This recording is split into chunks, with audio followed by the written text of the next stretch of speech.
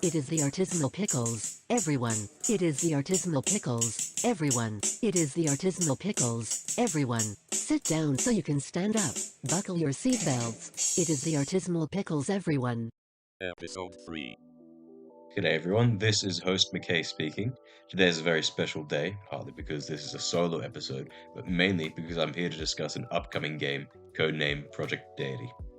Project Deity is in very early development as of now, and fortunately we've managed to get some insider information into their processes and ideas. We were even able to get an interview with their lead programmer, writer, designer, the whole lot.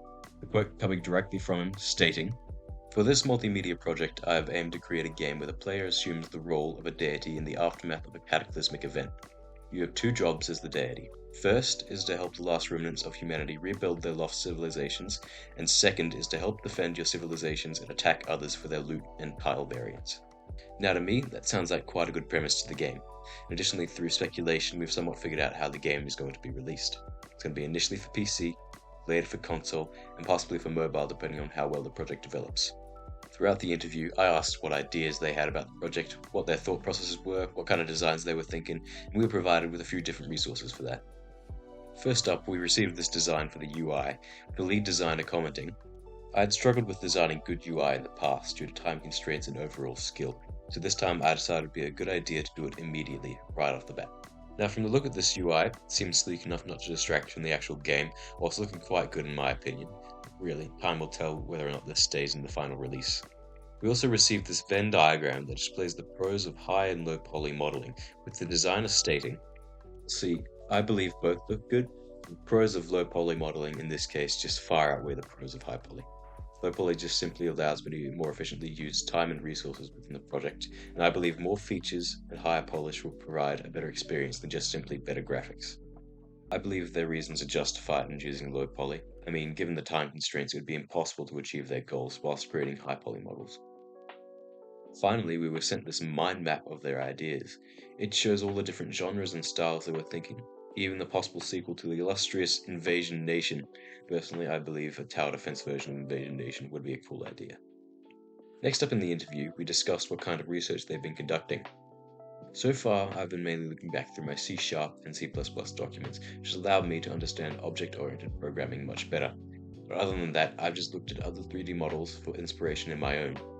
By the sounds of it, there's a lot more research to be done before the project is anywhere near complete.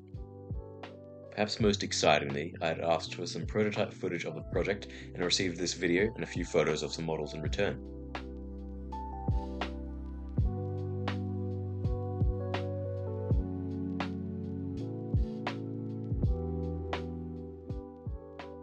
As we see in this video, they've clearly picked an isometric view and they've developed the tile loading and placement system.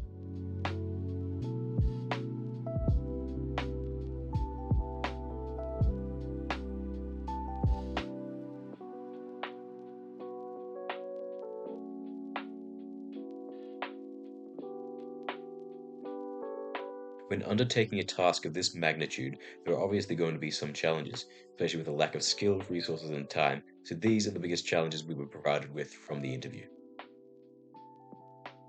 Number 1 being optimization of the homeworld and disabling faces of each tile based on surrounding tiles. Number 2 being the homeworld human system, as the AI or script needs to be able to place buildings, collect resources, and establish towns. Number 3, the turn-based battle mode, as it will require pathfinding for movement and a lot of balancing to keep the mode fresh. Also for the AI enemies, which will possibly be the hardest thing to program and design in the entire project. Number 4 is UI. Number 5 is a water shader. Now it sounds to me like it's going to be quite a difficult challenge, but I am quite confident that Project Deity will turn out great. Thank you all for popping into the third episode of the Artismal Pickles podcast, which surprisingly at this point is 3 years old. This is host McKay, and I will possibly see you in the next one.